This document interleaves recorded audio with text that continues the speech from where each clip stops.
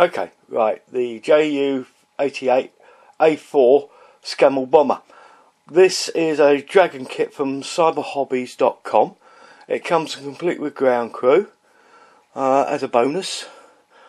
It's quite a big kit. It's got a lot of bits and pieces in it. It's a 1/48 scale and it's a super value pack. So I got this some time ago and I'm going to do the review now and start the build in a couple of days time, as soon as I've got another kit finished. Right, here we have the glass pieces. I thought I'd deal with these first because there was two of these. These two were on top of each other in a bag. Each one is in a separate plastic bag, which is quite good, but these two were together in the one bag, so I think there's been a mistake in packing. There is a couple of marks on these ones and these ones here.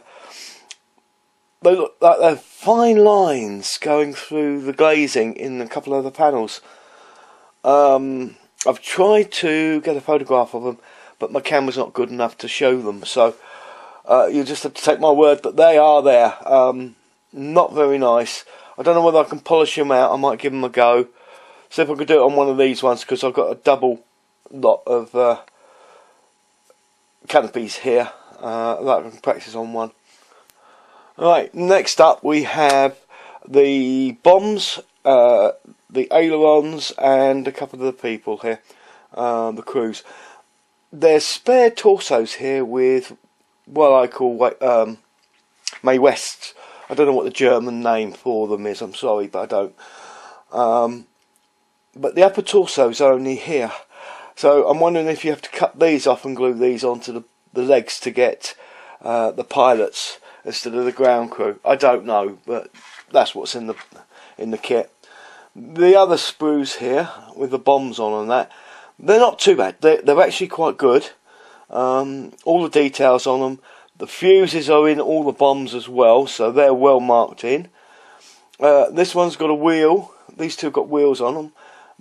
They're part of the bomb carriage that the ground crew are hauling about. Also on here is the ailerons. Now, the ailerons have got sink marks all the way down one side of them, so they'll have to be sorted out. I don't know how deep they are until I put some primer on them. Also on this sheet is, let me turn it over. We've got a seat and a little box. I don't know what that's for, but there's a little box on there. The seats in this particular one is good. There's no pin marks on them whatsoever. However, I've got to say, this is my second run through on this particular one. I ran along on the other one too long, and I couldn't cut it down because of all the stuff that's gone on with it. So, but I'm going to have to say that this kit, I thought it'd be a good one, being Dragon. It's not. It's Pin City. If I didn't know better, I would say I was looking at a Revell kit, not a Dragon kit. But having said that, the parts are nice and crisp. All the panel lines are nicely defined. Nice crisp and clear panel lining. I don't know whether it's correct. Somebody else will have to tell you that. I'm not a rivet counter. Right, the next lot of parts up, we've got the bomb trolley here. All the rest of the parts for that. I think these are something to do with the engine, but I'm not certain. And the bomb racks for under the wing, under the fuselage, and the engine cowlings and the engine parts here. There's no flash on any of this, so I don't have to say anything about that.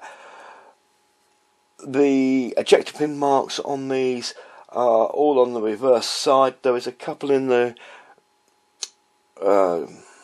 trolley here on the inside of the frame. They will be seen, so they will have to be filled.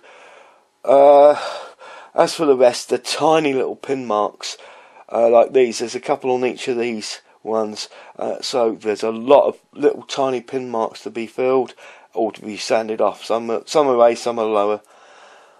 The engine cowling, I'm not sure what they are. Are they radiators? I think they are. there's good detail on there. They've got the pattern of the radiator grills on them, and they look really nice. There's a little bit of a mould line on them, which will have to be cleaned up, but most of them are absolutely perfect condition, if you know what I mean. The doors on here, there's no pin marks on these ones. Right, now for the last three small plastic trees, sprues, whatever you like to call them. I forgot to put this in the last one. It's the arms for the ground crew, or pilots, whatever you want to do with them. The others have got the propellers on, as you can see here, the wheels and the doors. On the door sections though, here, is it that one? No, it's not that one. There's no pin marks anywhere on this. Even the propeller blades, they come out with no pin marks on them, so they're nice. There's a duplicate sprue here for that. Right, this is the third to last of the sprues, and these are the big ones now.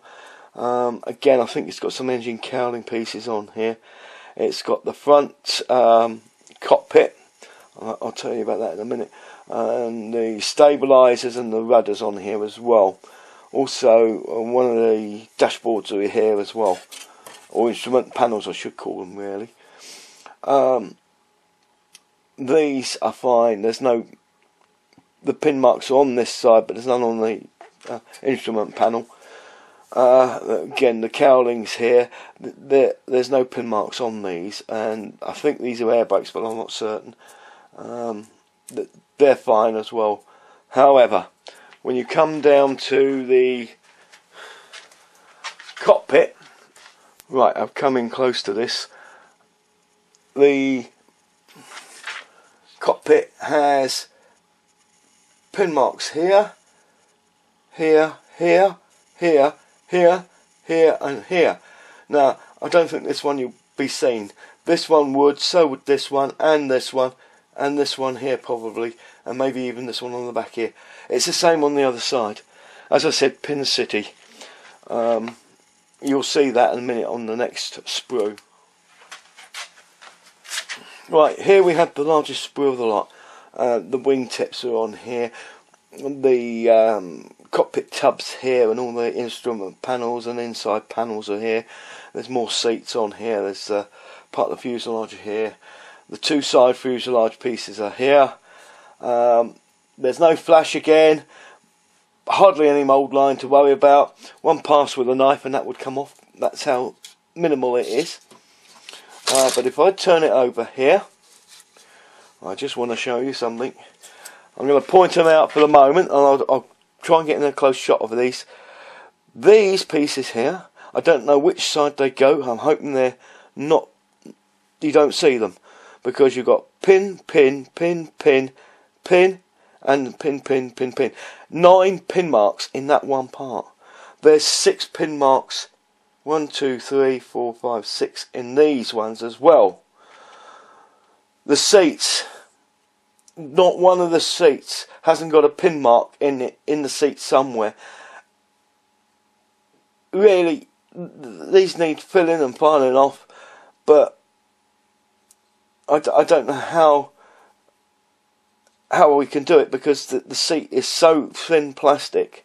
The best thing probably would be to actually get a pilot and co-pilots and gunners to sit in these to cover these pin marks up. They really are bad in this particular one. Here's the cockpit floor. It's got 2 pin marks in this part here. It's got 2 pin marks on this bit. It's got 2 pin marks here and another 2 pin marks here. It's Pin City. This whole tree. I don't think there's one part on it that hasn't got a pin on it, a pin mark on it. They're gonna have to be sorted out. There's a lot of detail here, and really, the pin marks. There's no need for this lot. If I drop this down to this one, while I got it up in a close up, these have got loads of pin marks in them. the next one along to it, they've got pin marks in them. Yeah, there's no need for it. There is no need for it. Right, here we have the tail wheel.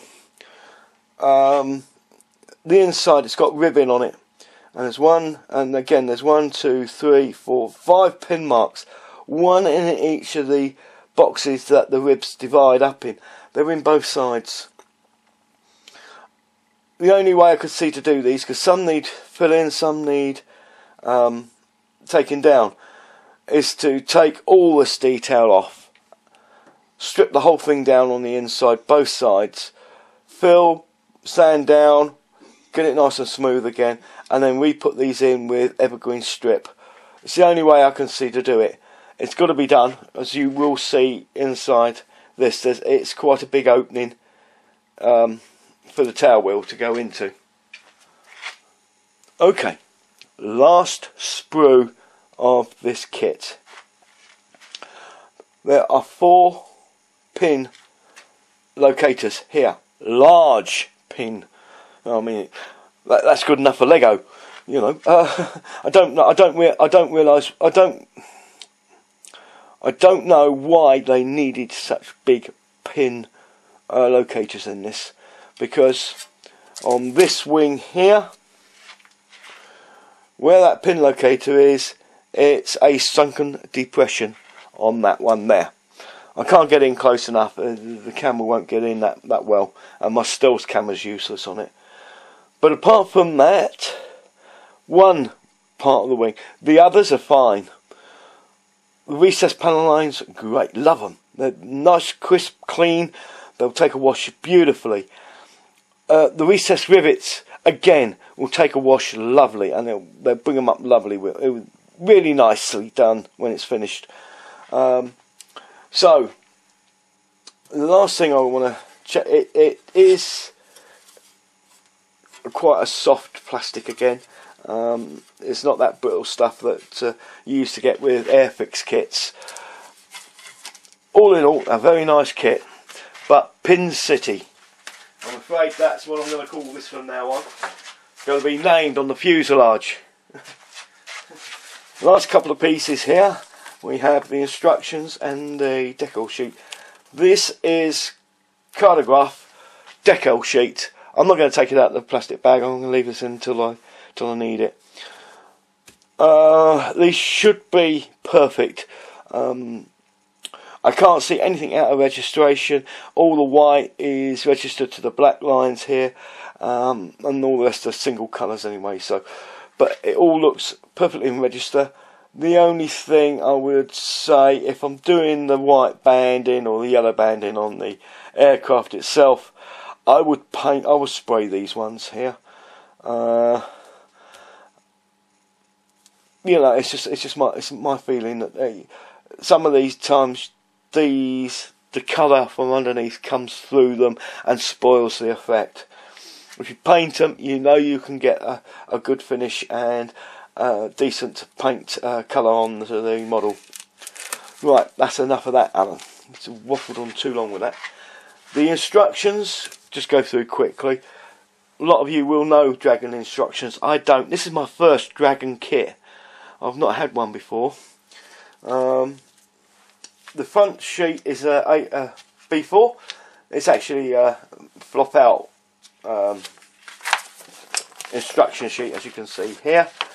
The first piece on here, you've got the trees with what ones they are, and you can see the parts there, but they're not numbered. It's the only thing. The inside first page of it, you've got the colours, which is hobby colours, GSI, I don't know those ones. You may do, I don't. I've never heard of them before. Mr. Colour and Master Colours are in here. I can easily transfer these. I've got the conversion charts for other manufacturers of paints, so I'll be able to get the paints, no trouble at all. If you pull out the sheet, we can see this is a bit strange for me. I didn't realise when I was first looking at it, I was looking for Oh, there's no photo etch in there. Where's the photo etch? That's just what I thought. But it's actually the paint call-outs for those of you who don't know. Those of you who've done Dragon kits, you're used to this. I'm not. It was a bit strange to find these this way. The construction of the model is logical. It'll put the model together quite easily. I don't see anything where it doesn't.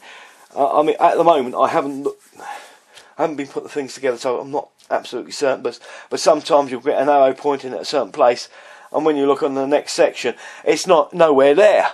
They haven't put the arrow in the correct place. So there's some holes to drill out here. It says on the wing panels. I don't see any on the fuselage to drill out. I'm not liking how the fuselage goes together. You've got 4 pieces for the sides. I don't know. I really don't know about that. You've got a nice joint around this part here. If the moulds don't fit, there's a big joint to get done right. But that's my opinion.